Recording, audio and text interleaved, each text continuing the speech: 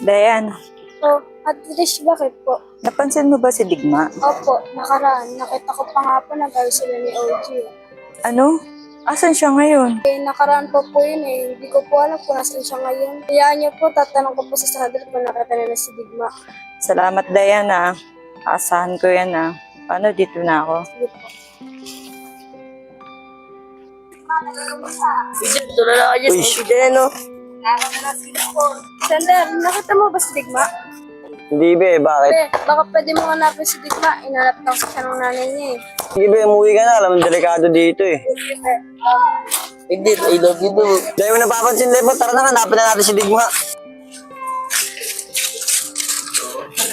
Uy, boy, ano ginagawa mo dyan? DJ may lang papuaan. Kago ka ba? Nagbibisyo ka na rin? Ano pera mo? Ako nakukuha. Tayo mo na lang ako dito.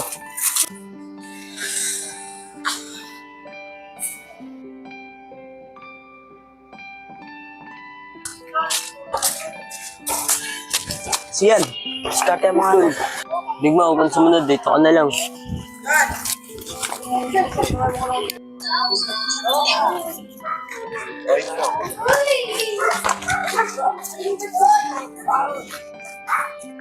Diskarte yung mga to. Digma. Sabi sa'yo, huwag tayo pumunta dyan eh. Last tama mo kasi. Kahit na pera. Sige na. Tayong pera kasi dyan. Tungin na naman yan sa aking pusta ko.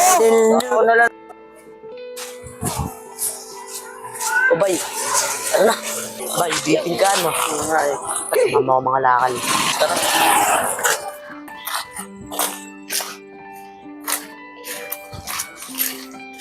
Utol.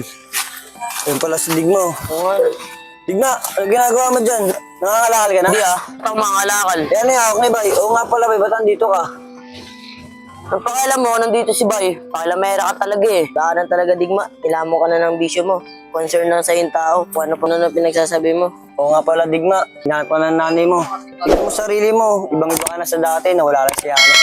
Kung wala ka ng pakialam sa sarili mo, magkaroon ka naman ng pakialam sa magulang mo. Sabay, alis tayo dito. Pakialamero dito. Wala na talaga, par. Kinain na talaga siya ng sistema. Tara.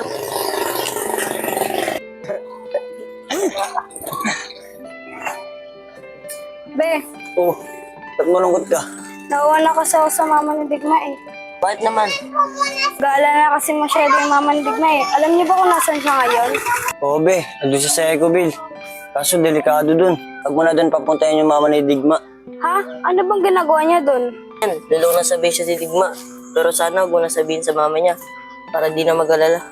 Sige, Lepot, pero di ko kaya magsinungaling eh. Bahala na. Sana bumalik na si Hana, no? Para bumalik na din sa dati si Digma. Oo nga eh. Nakakabisin dati. Ate Trish! Oh, Dayan, may balita ka na ba kay Digma? Opo, ate. Oh, asan na si Digma? Ate, andun siya sa Ecoville eh.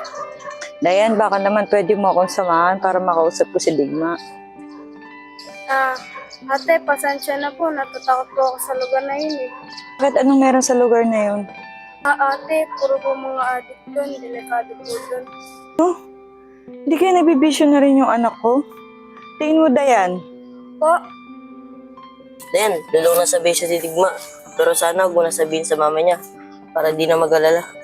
ate, hindi po. Pag-alagala lang po siya doon. Talaga, Dayan, totoo ba yung sinasabi mo? Opo, ate. Salamat naman, Dayan, kung ganun. O paano, Dayan? Kukuha lang ako ng damit tsaka pera.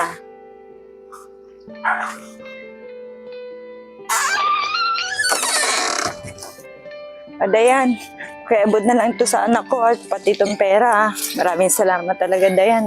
Sige po, te. Makakasa po kayo. Makarating po kayo bigla. Salamat talaga, Dayan. Naasahan ko yan. Paano po? Dito na po ako. Sige, mag-iingat ka, Dayan. Oh, be.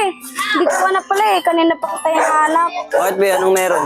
Be, ikaw nang bigyan na ito kay Digma. Pinapabigyan ng mama niya eh. Sige, sige. Ako na bahala dito. Tara, pot. Tara. Eh, baka may alang kang pandidiscarte yan dyan. Sakto. Ayun si Digma. Tara, bigyan na natin to. Digma! Ano naman yung Sander? Nangingilam ka na naman eh. Ito talaga eh. Tamang inaala ka na naman. Ay napapala ng pagbibisyo mo eh. Pa naman, di ba? Oh, pinabibigyan ng mama mo. Sigurado, pambibisyo mo lang yan. Kawawa na yung mama mo sa'yo. Makatino ka na, Digma. Tara, lepot. Ayos, may pera na naman si Digma. Hoy, Digma! Siyan, diskarte mo nga ako. Sige ba, malasik sa akin eh. Dati ko na ba to? Wag, kahit kalati lang. Sige, is na ako.